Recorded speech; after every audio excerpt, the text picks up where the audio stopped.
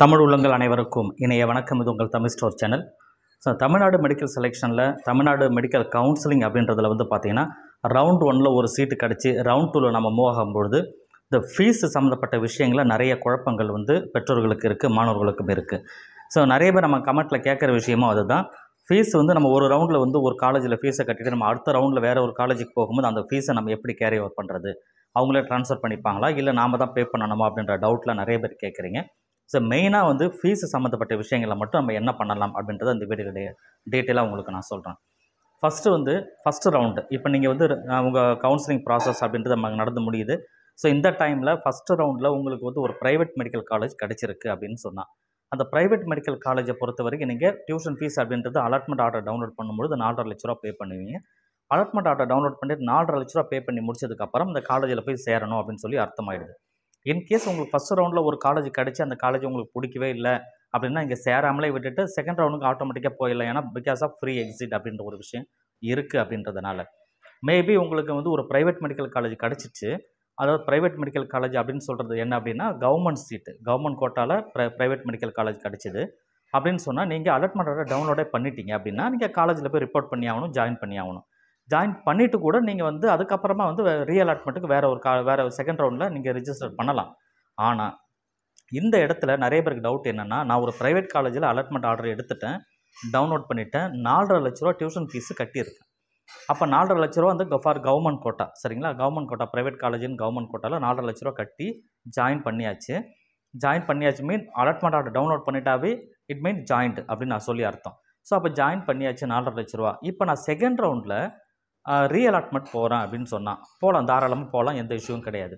அப்படி ரீஅலாட்மெண்ட்டில் ஒரு government college எனக்கு கிடைக்குது அப்படின்னு சொன்னால் நான் ஏற்கனவே கட்டின அந்த 4.5 லட்ச ரூபா என்ன ஆகும் அப்படின்ற ஒரு கொஸ்டின் கண்டிப்பாக வரும்.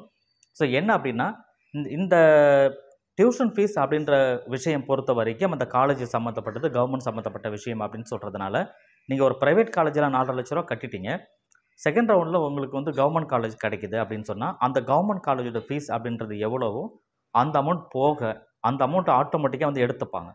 4.5 லட்ச ரூபாயிலிருந்து இந்த 18 லட்ச ரூபா அப்படின்னு 18,000 ரூபா வருதுன்னு சொன்னால் அந்த 18,000 ரூபாய் இதிலேருந்து லெஸ் பண்ணிவிட்டு பேலன்ஸ் அமௌண்ட்டு உங்களுக்கு கிரெடிட் பண்ணுவாங்க இந்த கவுன்சிலிங் எல்லாம் முடிஞ்சதுக்கப்புறம், சரிங்களா? இது private college to government college. ஏன்னா ப்ரைவேட் காலேஜுக்கு 4.5 லட்ச ரூபா, கவர்மெண்ட் காலேஜுக்கு 18,000 ரூபா. இந்த 18,000 ரூபா பே பண்ணணுன்னா 4.5 லட்ச ரூபாயிலேருந்து 18,000 போக ரிமைனிங் அமௌண்ட்டை கவுன்சிலிங் எல்லாம் முடிஞ்சதுக்கப்புறம் உங்களுக்கு பே பண்ணுவாங்கன்னு சொன்னால் ஸோ அதோட முடிஞ்சிடும். இந்த ஒரு சினாரியோ நமக்கு முடிஞ்சுது.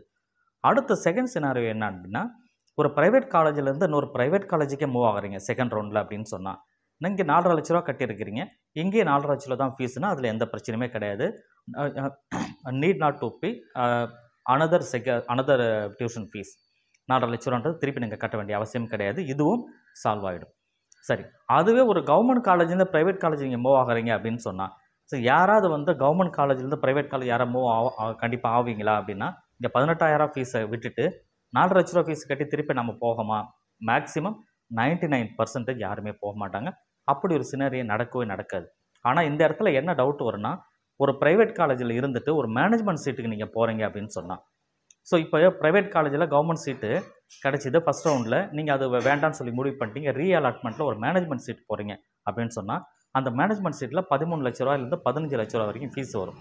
நீங்கள் கட்டியிருக்கிறது 4.5 லட்ச ரூபா ஃபீஸ் கட்டியிருப்பீங்க.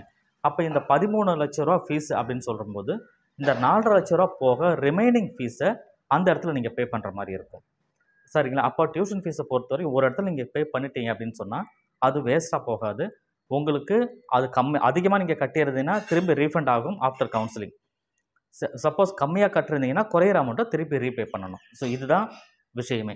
இது இந்த government college medical government to private, private to government, private college government seat or management seat அல்லது மேனேஜ்மெண்ட் டு என்ஆர்ஐ சீட்டு எப்படியாக இருந்தாலுமே நீங்கள் எப்படி ரீஅலாட்மெண்ட் போகிற இடத்துல ஃபீஸை அதிகமாக பே பண்ண வேண்டி இருந்தால் ஏற்கனவே கட்டின ஃபீஸ்லேருந்து ரிமைனிங்கை கட்டினா போதும். கம்மியாக தேவைப்பட்டதுன்னா எவ்வளோ குறையுது அது மட்டும் திருப்பி நீங்கள் கட்டினா போதும். இந்த மாதிரி சினாரியோ மட்டும்தான் இருக்கும். அதனால் இதை பற்றி நீங்கள் ஒரே பண்ண தேவையில்லை. ஏன்னா இது எல்லாமே ஒரே அண்டர் கவர்மெண்ட்குள்ளே தான் நடக்கிற விஷயங்கள் அப்படின்றதுனால நம்ம பணம் எங்கேயுமே போகாது. இந்த செக்யூரிட்டி டெபாசிட்ன்ற விஷயம் மட்டும்தான் உங்களுக்கு பிடிச்சிக்கிறது போகிறது எல்லாமே.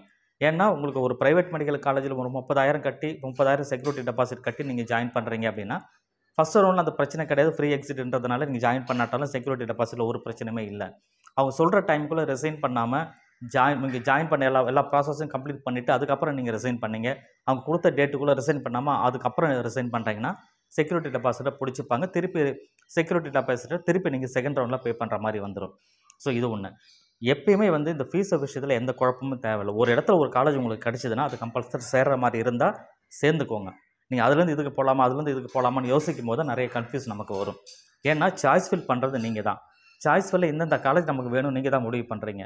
அப்போ இந்த காலேஜ் வேணும்னு நினைக்கும் போது நீங்கள் கொடுத்த காலேஜில் ஒரு காலேஜ் கொடுக்கும்போது ஏன் அதை வேணான்னு சொல்லணும்? இது வேணான்னு சொன்னால் தான் நமக்கு இங்கே சிக்கலே வருது. திரும்ப நமக்கு கொஸ்டின் கேட்க வேண்டியதாக இருக்குது. இப்படி பண்ணலாமா, நான் இங்கே போகிறேன், இது செய்யலாமா அது செய்யலாமான்னு. ஸோ என்னை பொறுத்த வரைக்கும் நீங்கள் ஃபஸ்ட் ரவுண்டில் காலேஜ் சாய்ஸ் ஃபில் பண்ணிட்டீங்க, ஒரு காலேஜ் கிடச்சிச்சின்னா கம்பல்சரி ஜாயின் பண்ணிக்கோங்க. இல்லை ஃபஸ்ட் ரவுண்டை பொறுத்த வரைக்கும் எந்த பிரச்சனையுமே கிடையாது. காரணம் என்னன்னா ஃப்ரீ எக்ஸிட் அப்படின்னு ஒரு விஷயம் இருக்கிறதுனாலேயே உங்களுக்கு ஜாயின் பண்ணாலும் சரி ஜாயின் பண்ணாட்டாலும் சரி ஆட்டோமேட்டிக்காக நீங்கள் செகண்ட் ரவுண்டுக்கு வரலாம். செகண்ட் ரவுண்டில் திரும்ப நீங்கள் சாய்ஸ் ஃபில் பண்ணணும், ஃப்ரெஷ்ஷாக ஒரு ரெஜிஸ்ட்ரேஷன் பண்ணணும். ஆனால் திருப்பி ரெஜிஸ்ட்ரேஷன் ஃபீஸ்லாம் கட்ட தேவையில்லை, செக்யூரிட்டி டெபாசிட் கட்ட தேவையில்லை. ப்ரைவேட்டாக இருந்ததுன்னு சொன்னால் கவர்மெண்ட்டுக்கு அது தேவைப்படாது, கவர்மெண்ட் கோட்டாவுக்கு. அதுக்கப்புறம் நீங்கள் திருப்பி ஃப்ரெஷ்ஷாக சாய்ஸ் ஃபில் பண்ணி தான் திரும்ப நீங்கள் ப்ராசஸ் பண்ணணும். இந்த 2 ஆப்ஷனை கரெக்டாக யூஸ் பண்ணுங்கள், எந்த கன்ஃபியூஸும் பண்ணாதீங்க. ஃபீஸை பொறுத்த வரைக்கும் எப்பயுமே ஒரு காலேஜில் இன்னொரு காலேஜ் மூவ் ஆகிறீங்க அப்படின்னு சொன்னால் பேக்கப் ஒரு ஃபீஸ் எடுத்து வச்சுக்கணும். காரணம் என்ன அப்படின்னா, நீங்கள் ஏற்கனவே இருந்த காலேஜில் இன்னொரு காலேஜுக்கு வரும்பொழுது ஃபஸ்ட்டு காலேஜில் ஒரு ஹாஸ்டல் ஃபீஸ் நீங்கள் கட்டியிருக்கிறீங்கன்னு சொன்னால் செகண்ட் காலேஜில் அந்த ஹாஸ்டல் ஃபீஸு கேரி ஓவர் ஆகாது.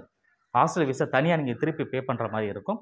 ஆனால் ஃபஸ்ட்டு காலேஜில் நீங்கள் கட்டின ஹாஸ்டல் ஃபீஸை ஒரு 20 days 15 days கழித்து அவங்க கொடுக்குறேன்னு சொல்லுவாங்க இல்லையா, அந்த டைமில் அதை நீங்கள் ஃபாலோ பண்ணி போய் வாங்கிக்கணும்.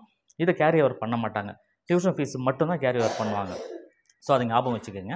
சில காலேஜில் என்ன பண்ணால் ப்ராசஸிங் ஃபீஸ் ஏதாவது கொஞ்சம் பிடிச்சிக்கிட்டு திருப்பி கொடுப்பாங்க. ஸோ அதை நம்ம போய் கேட்கவும் முடியாது.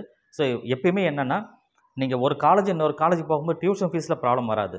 நீங்கள் கட்டின ஹாஸ்டல் ஃபீஸு அவங்க லேட்டாக கொடுப்பாங்க, அதுக்கப்புறமா நீங்கள் வாங்கிக்கலாம். சரி, இந்த மாதிரி விஷயங்கள் தான் நடக்கும். அதை பார்த்து கரெக்டாக கன்சல்ட் பண்ணி அடுத்த முடிவை நீங்கள் எடுங்க. தேங்க்யூ ஃபார் வாட்சிங்.